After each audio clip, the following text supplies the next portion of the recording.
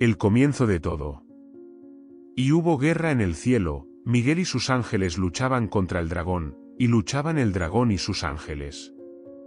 Estas palabras del Apocalipsis capítulo 12 versículo 7 no son una simple metáfora, sino un vestigio de un conflicto que trasciende nuestra comprensión humana. Antes de que el hombre pisara la tierra, ya existía un escenario de guerra, un campo de batalla celestial donde la lealtad, el orgullo y la rebelión colisionaron con consecuencias eternas. ¿Pero qué sabemos realmente de esta guerra? ¿Qué secretos se esconden entre las líneas de las Escrituras? Lo que la Biblia nos revela es solo la punta del iceberg. Los textos antiguos y las tradiciones orales sugieren que esta no fue una batalla cualquiera, sino un evento cósmico de proporciones inimaginables. La rebelión liderada por Lucifer no fue una simple insubordinación, fue una declaración de guerra contra el Creador mismo. Imagina un ejército celestial, innumerables ángeles organizados en jerarquías, cada uno con un propósito divino. Pero entre ellos, Lucifer, el portador de luz, se llenó de orgullo. Isaías capítulo 14 versículo 12 lo describe como aquel que cayó del cielo, el hijo de la mañana. Pero, ¿qué pudo haber llevado a un ser tan exaltado a rebelarse? El orgullo y el deseo de ser como Dios mismo. Subiré al cielo, en lo alto, junto a las estrellas de Dios, levantaré mi trono, declaró Lucifer, según Isaías capítulo 14 versículo 13. Este no fue un simple acto de desafío. Fue un intento de subvertir el orden divino, de establecer un reino alternativo. Los ángeles que se unieron a él, un tercio de las huestes celestiales según Apocalipsis capítulo 12 versículo 4, fueron seducidos por promesas de libertad, de poder, de un reino propio donde no habría necesidad de someterse al Creador. El conflicto estalló. Miguel, el comandante de los ejércitos celestiales, se levantó en defensa del trono de Dios. Las Escrituras nos dan destellos de esta batalla, pero no los detalles completos. Sin embargo, textos apócrifos y escritos extrabíblicos, como el libro de Enoc, describen escenas de un enfrentamiento brutal, relámpagos, truenos, armas celestiales, y una lucha tan intensa que los cielos mismos parecían temblar. Esta guerra no fue solo física. Fue espiritual, ideológica, un enfrentamiento entre la verdad y la mentira, entre la luz y las tinieblas. Lucifer, que una vez reflejaba la gloria de Dios, ahora se había convertido en Satanás, el adversario, el acusador. Los ángeles caídos, conocidos como demonios, fueron desterrados junto a él, confinados en regiones de oscuridad, esperando el juicio final. Sin embargo, la pregunta persiste, ¿por qué Dios permitió esta guerra? ¿Por qué no eliminó a Lucifer en el momento de su rebelión? Aquí es donde la historia se vuelve aún más intrigante. Este conflicto no solo moldeó el destino de los ángeles, sino también el de la humanidad, y las respuestas a estas preguntas están ocultas en los pasajes menos explorados de las Escrituras. El origen de la rebelión. ¿Acaso puede el barro decirle al alfarero, no me hiciste así? Esta pregunta de Isaías capítulo 45 versículo 9 resuena como un eco en la narrativa de la rebelión celestial. Porque lo que sucedió en el cielo no fue un simple acto de desobediencia, sino una fractura en el diseño perfecto de la creación. Para entender el alcance de esta guerra, debemos sumergirnos en el origen de la rebelión, un momento que marcó el inicio de la división entre los ángeles. Lucifer, el portador de luz, no era cualquier ser celestial. Según Ezequiel capítulo 28 versículos del 12 al 17, fue creado con una perfección inigualable, lleno de sabiduría y belleza. Su morada estaba en el monte santo de Dios, caminaba entre las piedras de fuego, rodeado por la gloria misma del Creador. Pero, como una joya que refleja demasiada luz, algo en él comenzó a distorsionarse. Se enalteció tu corazón a causa de tu hermosura, corrompiste tu sabiduría a causa de tu esplendor. La perfección no es inmune a la tentación. Lucifer contempló su propia grandeza, y en lugar de verla como un reflejo de la gloria de Dios, comenzó a desearla como algo propio. Fue el primer ser en concebir la idea del yo separado del nosotros de la creación. En su corazón se gestó una idea peligrosa, ¿por qué someterse, si podía reinar? No todos los ángeles compartían esta visión. Algunos vieron el peligro en las palabras de Lucifer, pero otros, fascinados por su carisma, comenzaron a cuestionar el orden divino. Aquí surgió la primera grieta. Lo que Lucifer ofrecía no era simplemente rebelión, sino una alternativa al reino de Dios. Un sistema basado en la independencia, en la exaltación del individuo, una libertad que, en realidad, era una ilusión. Esta rebelión no fue inmediata. Según algunas tradiciones, fue un proceso gradual, una conspiración silenciosa que se extendió como una sombra entre los ángeles. Lucifer, con su elocuencia, sembró dudas, alimentó el descontento, presentó a Dios como un tirano y a su propio plan como la verdadera liberación. Pero lo que realmente estaba en juego era mucho más profundo, la soberanía de Dios frente a la voluntad de sus criaturas. La rebelión de Lucifer puso de manifiesto un dilema divino. Dios, siendo omnisciente, sabía lo que ocurría. Podría haber intervenido, detenido la conspiración en sus inicios. Pero hacerlo habría comprometido un principio esencial de su creación, el libre albedrío. Porque, sin la libertad de elegir, el amor y la obediencia no tendrían significado. Así, Dios permitió que la rebelión siguiera su curso, sabiendo que el costo sería enorme, pero que las lecciones eternas serían aún mayores. El momento crucial llegó cuando Lucifer decidió que ya no bastaba con cuestionar, ahora quería tomar el trono. Aquí es donde se dibuja la línea entre el Creador y la criatura. Subiré sobre las alturas de las nubes, y seré semejante al Altísimo. Pero esa declaración no fue solo arrogancia, fue el inicio de un conflicto que alteraría no solo el cielo, sino todo el universo. La caída y su impacto en los reinos invisibles. Como caíste del cielo, oh lucero, hijo de la mañana. Estas palabras de Isaías capítulo 14 versículo 12 marcan el momento más decisivo de la rebelión. Lucifer y los ángeles que lo siguieron enfrentaron la consecuencia inevitable de su desafío, la expulsión de la presencia de Dios. Pero este no fue un simple destierro. Fue un acto de justicia cósmica que resonó en los reinos invisibles, desatando un efecto dominó que afectaría a toda la creación. La caída de Lucifer no fue un descenso pacífico. Fue una derrota humillante. Miguel, el arcángel designado para liderar las huestes celestiales, se convirtió en el instrumento de la justicia divina. En el fragor de la batalla, los ángeles leales a Dios lucharon con una fuerza implacable, armados no solo con poder celestial, sino también con la autoridad del Altísimo. La Biblia nos da un destello de esta guerra en Apocalipsis capítulo 12 versículos del 7 al 9, y fue lanzado fuera el gran dragón, la serpiente antigua, que se llama Diablo y Satanás. La derrota de Lucifer no significó su destrucción inmediata. Dios, en su soberanía, decidió que este adversario caído y sus seguidores serían confinados a la tierra y sus regiones espirituales inferiores. ¿Por qué no eliminarlos de una vez? Este es uno de los grandes misterios que ha desconcertado a teólogos y estudiosos durante siglos. Algunos sugieren que este acto fue una demostración del carácter divino, la paciencia y la justicia de Dios trabajando en perfecta armonía. Pero el impacto de la caída fue devastador. La tierra, que antes reflejaba la gloria del Creador, se convirtió en el escenario de una guerra espiritual constante.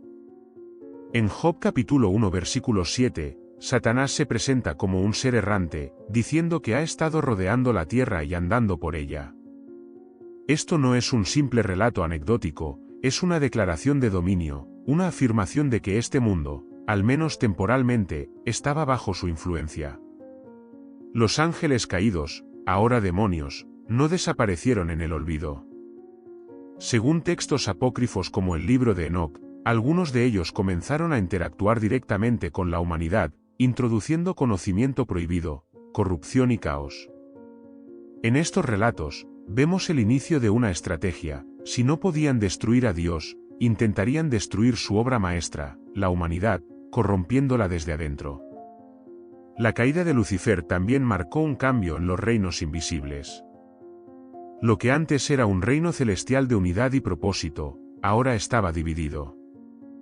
Los ángeles leales a Dios continuaron cumpliendo sus funciones, protegiendo y ministrando, mientras que los caídos se convirtieron en agentes de confusión y destrucción.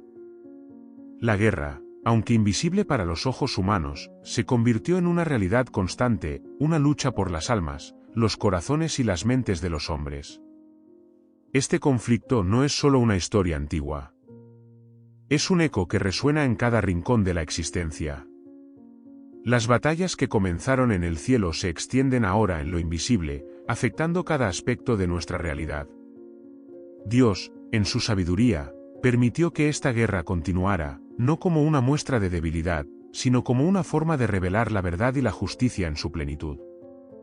El jardín como campo de batalla. No comerás de él, porque el día que de él comas, ciertamente morirás. Estas palabras de Génesis capítulo 2 versículo 17 no fueron solo una advertencia, sino un recordatorio de la obediencia y confianza que Dios esperaba de la humanidad. Sin embargo, el jardín del Edén, un lugar creado para la comunión perfecta entre Dios y el hombre, pronto se convirtió en el primer campo de batalla visible de la guerra invisible.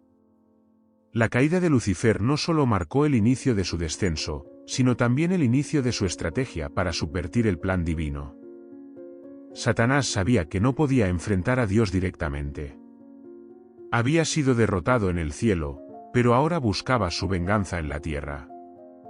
Si lograba corromper a la humanidad, la obra maestra de la creación, podría reclamar una victoria simbólica. Su ataque no fue con espadas ni relámpagos celestiales, sino con palabras. La serpiente, descrita en Génesis 3, no es un simple animal, sino el disfraz de Satanás, astuto y persuasivo.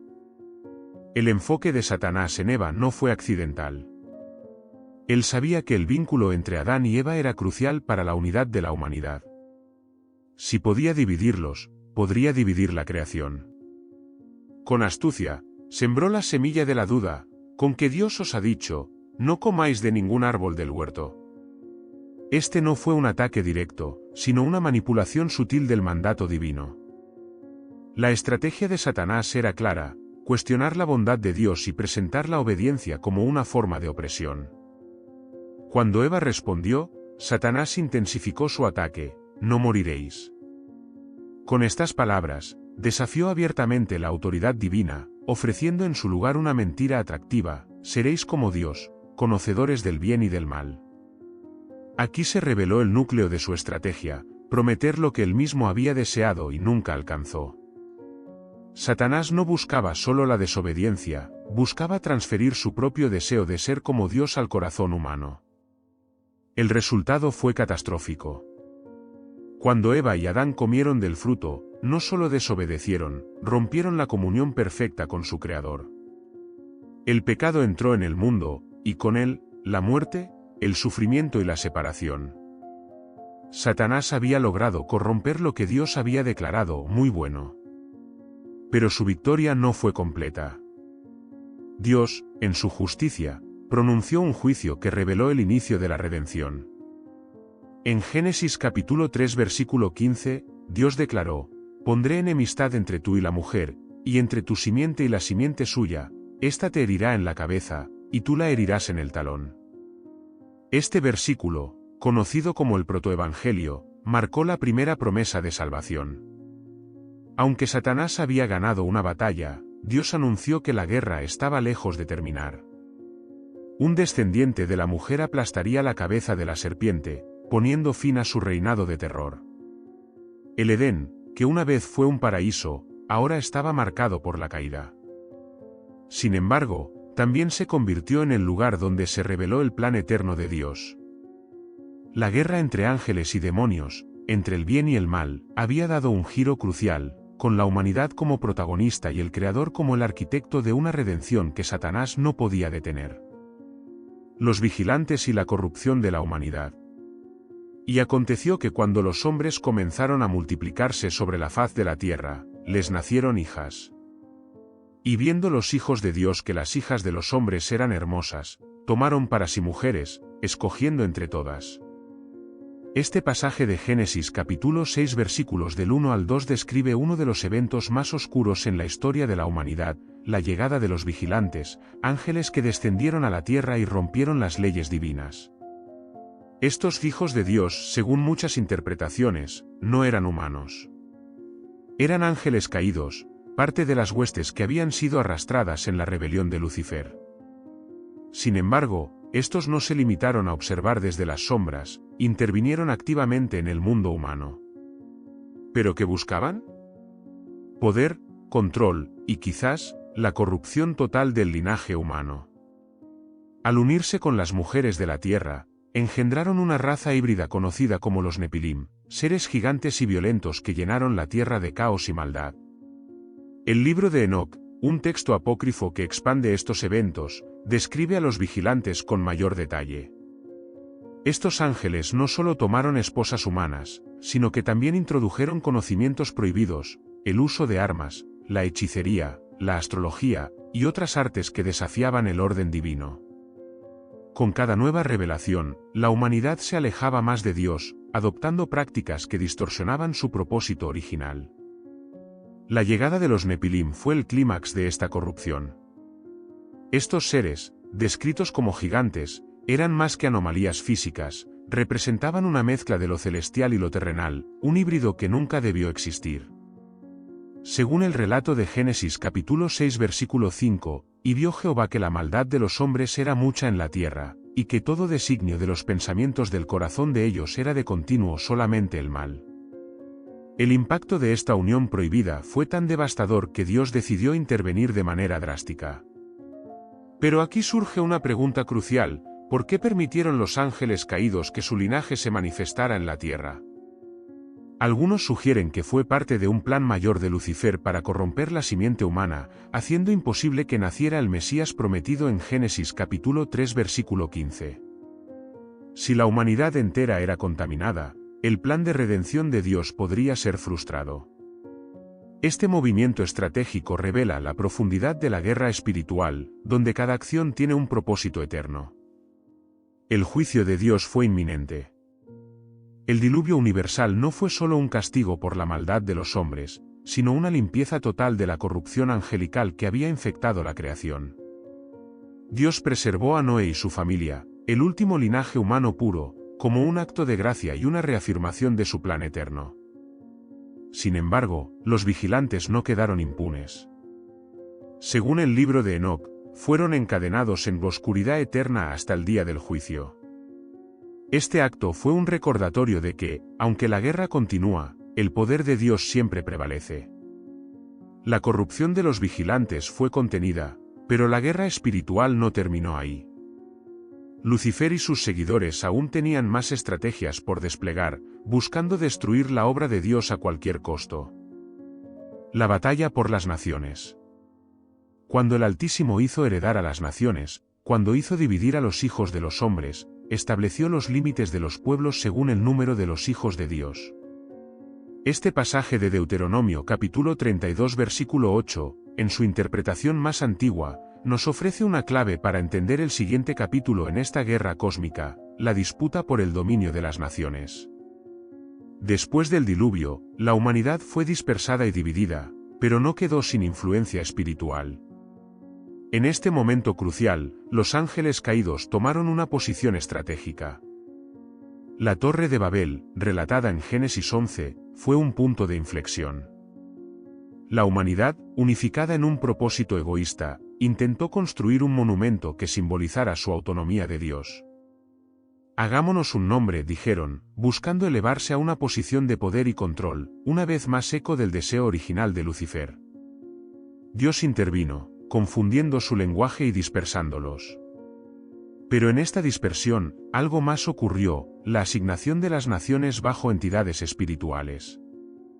Según algunas interpretaciones, Dios permitió que ciertos ángeles supervisaran las naciones, un acto que reflejaba tanto juicio como propósito. Sin embargo, muchos de estos ángeles, ya corruptos, comenzaron a buscar adoración en lugar de cumplir con su tarea. Estos dioses de las naciones se convirtieron en ídolos, falsos deidades que desviaron a los pueblos de la verdadera adoración al Creador. En Salmos 82, Dios mismo se dirige a estos seres, Dios está en la reunión de los dioses, en medio de los dioses juzga.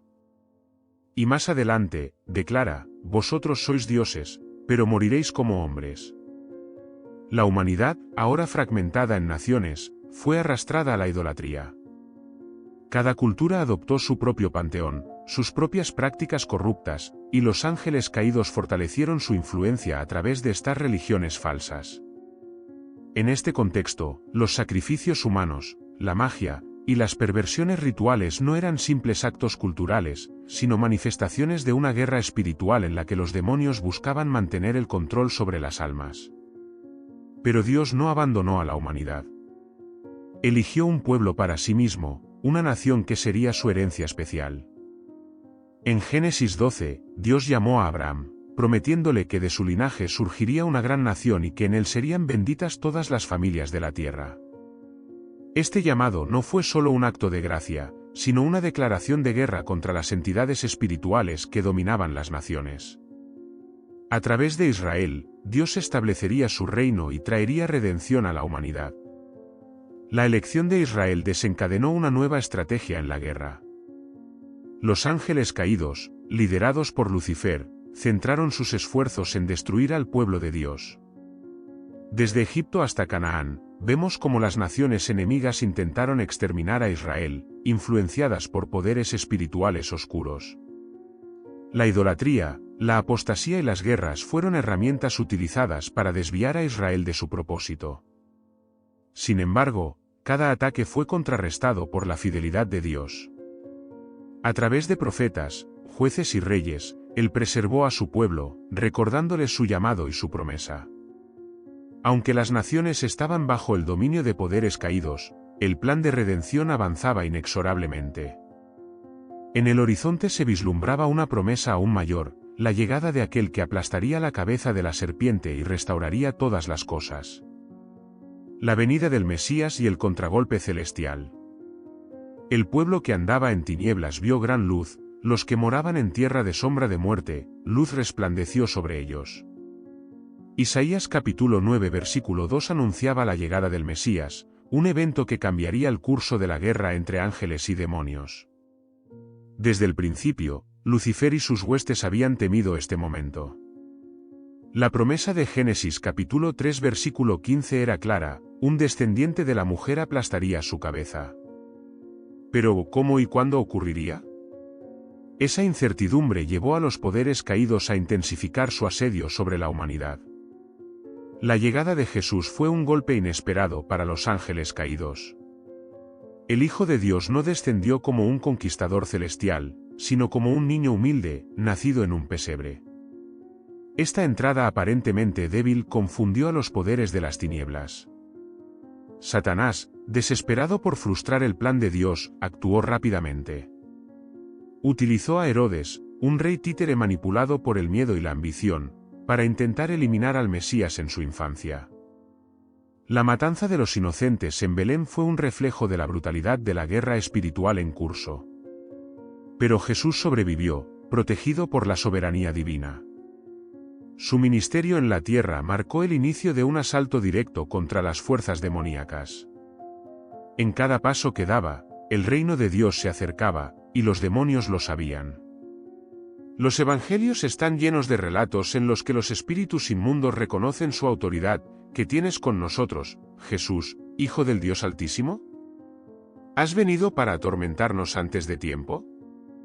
Estas palabras, registradas en Marcos capítulo 5 versículo 7, revelan el temor de los demonios ante su inminente derrota. Jesús no solo predicó el reino de Dios, lo demostró con poder. Expulsó demonios, sanó enfermos y perdonó pecados, desmantelando las fortalezas espirituales que habían oprimido a la humanidad. Cada exorcismo era más que una liberación individual, era una declaración de que el dominio de las tinieblas estaba llegando a su fin. La autoridad de Jesús sobre los espíritus malignos no dejaba lugar a dudas, el Mesías había venido a recuperar lo que se había perdido. La culminación de este enfrentamiento ocurrió en la cruz. Para los poderes demoníacos, la crucifixión parecía una victoria. Creyeron que al eliminar físicamente a Jesús, habían frustrado el plan de Dios. Sin embargo, Fue precisamente en ese acto de aparente derrota donde se desató la victoria más grande. En Colosenses capítulo 2 versículo 15 se nos dice, y despojando a los principados y a las potestades, los exhibió públicamente, triunfando sobre ellos en la cruz. Lo que parecía ser un golpe final contra el Mesías fue, en realidad, el cumplimiento del plan eterno de redención. La resurrección de Jesús fue el clímax de este contragolpe celestial. Con su victoria sobre la muerte, desarmó a los poderes de las tinieblas, asegurando su derrota definitiva. Aunque la guerra espiritual continúa, su desenlace está sellado. Los demonios, aunque activos, ahora operan desde una posición de derrota, luchando frenéticamente por mantener su influencia mientras el reino de Dios avanza. La llegada del Mesías no solo alteró el curso de la historia, marcó un punto de no retorno en la guerra espiritual. La promesa de redención comenzó a cumplirse, y aunque los poderes caídos aún se resisten, su destino está asegurado. La luz que brilló en las tinieblas no puede ser apagada, y el plan de Dios avanza hacia su gloriosa culminación. El Apocalipsis y el juicio final. Y hubo guerra en el cielo, Miguel y sus ángeles luchaban contra el dragón, y luchaban el dragón y sus ángeles, pero no prevalecieron, ni se halló ya lugar para ellos en el cielo. Estas palabras de Apocalipsis capítulo 12 versículos del 7 al 8 describen la batalla final que sellará el destino de Lucifer y sus huestes. Aunque la cruz marcó la derrota definitiva del pecado y de la muerte, el conflicto espiritual no ha cesado. Ahora vivimos en una era de tensión, entre la victoria asegurada de Cristo y la resistencia desesperada de las fuerzas de las tinieblas. El libro de Apocalipsis es la revelación culminante de esta guerra cósmica. A través de visiones, Juan nos lleva a un escenario donde las dimensiones celestiales y terrenales se entrelazan.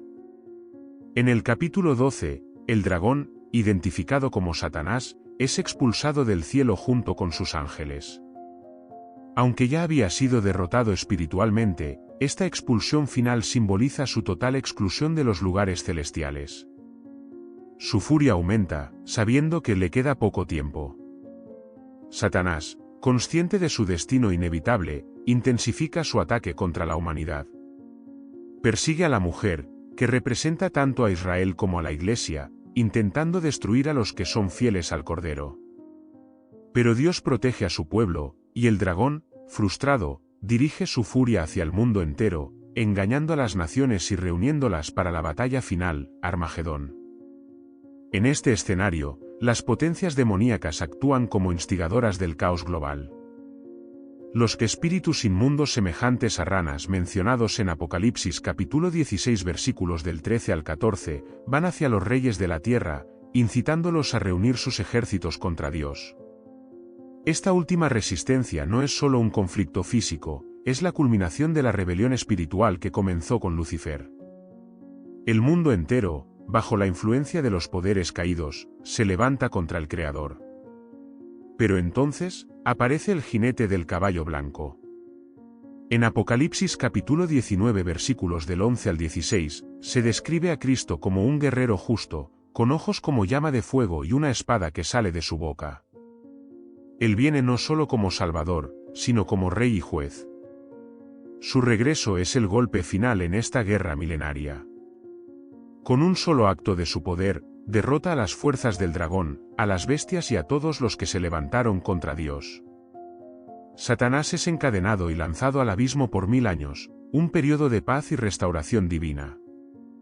Pero incluso después de este milenio, Satanás será liberado por un breve tiempo, reuniendo una última rebelión.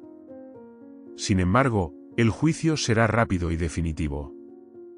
Apocalipsis capítulo 20 versículo 10 declara, y el diablo que los engañaba fue lanzado en el lago de fuego y azufre, donde estaban la bestia y el falso profeta, y serán atormentados día y noche por los siglos de los siglos. Su derrota final marcará el fin de toda rebelión, y la justicia divina prevalecerá completamente. Con el juicio final, Dios creará un nuevo cielo y una nueva tierra. La humanidad redimida vivirá en comunión perfecta con su Creador, mientras que los ángeles caídos y todos los que los siguieron enfrentarán la condenación eterna. La guerra espiritual habrá terminado, y el reino de Dios se establecerá para siempre. La victoria, prometida desde el principio, será visible en toda su gloria, y el propósito eterno de Dios será cumplido, un universo reconciliado bajo su soberanía perfecta.